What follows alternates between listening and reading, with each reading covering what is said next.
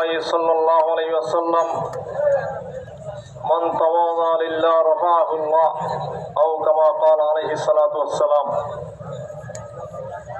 الحمد لله আমি সর্বপ্রথম আল্লাহ পাকের দরবারে শুকরিয়া আদায় করতেছি। আল্লাহ পাক রব্বুল আলামিন আমার মতো একজন নগণ্য ব্যক্তিকে এতগুলি আল্লাহর ওলিদের মজমাতে এসে দাঁড়িয়ে দুই কলমা কথা বলার যে সুযোগ করে দিয়েছেন। আসলে আমি লম্বা কোনো কথা বলার সময় নেব না, সময় সংক্ষেপ, সকলেই কথা বলবেন ইনশাআল্লাহ। আমি সংক্ষেপে বলতে চাই, মুসলমানরা আমরা অতীতে অনেক নির্যাতিত হয়েছি, অনেক নিষ্পেষিত হয়েছি, অনেক কিছু থেকে আমাদেরকে বঞ্চিত করা হয়েছে। আমরা এখন চাই সংক্ষেপে কথা বলি। আমাদের রাহবার হযরত পীর সাহেব দামাত বরকাতুহুল আলিয়ার নেতৃত্বে আগামী নির্বাচনে আমরা ইসলামপন্থীদের বিজয় দেখতে চাই। কে কে আমরা রাজি আছি হাত উঠাই।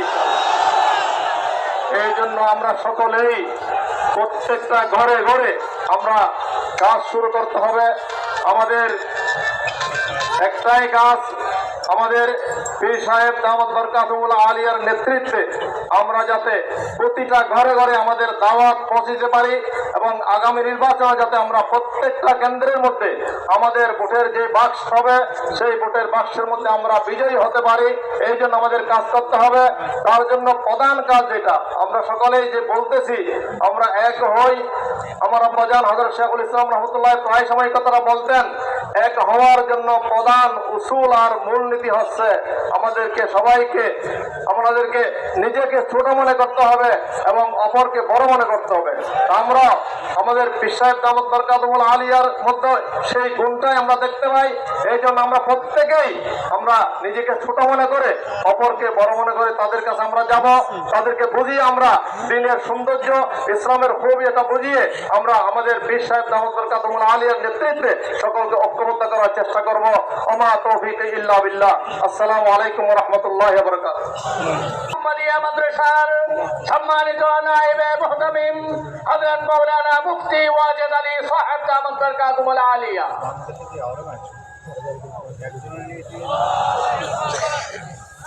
আসসালামু আলাইকুম ওয়া রাহমাতুল্লাহি ওয়া বারাকাতুহু। রচিত কবর ওসামা মুনসেফ শাসক আদর্শ প্রবর,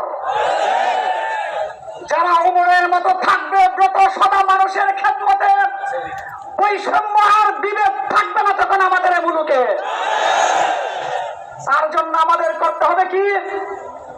একটাই কাজ, একটাই দাবি, দফা এক, দাবি এক, সকল ইসলাম পন্থীদের বাক্স এক। যারা এই দিকে ডাইন বাম যাবে, অতীত আমরা দেখেছি লেজুর ভিত্তির রাজনীতি দেখেছি, আর লেজুর ভিত্তির রাজনীতি দেখতে চাই না। আমাদের পিছনে করতে হবে। আমাদের চরমনের পীর সাহেব দেখিয়ে দিয়েছেন রাজনীতির বড় লিডাররাও পীর সাহেবের অফিসে হাজিরা দিতে হয়েছে। কিন্তু দুঃখজনক হলো সত্য, আমরা অতীত থেকে শিক্ষা না নিয়ে তাদের পিছনে এখন আমরা কিছু রূপ ঘুরে বেড়াচ্ছি। আজকের এই মজলিসে, আজকের এই সম্মেলনের সবচেয়ে বড় আকর্ষণ ঘটতে যাচ্ছে।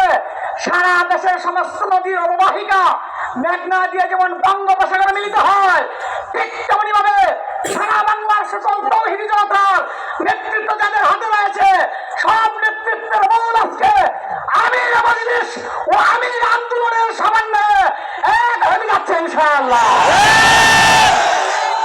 স্বাগত ভাই ও বন্ধুগণ, এ পর্যায়ে আলোচনা নিয়ে আসছেন আলহাজ হযরত মাওলানা শরীফ মাসুম বিল্লাহ নিসারী।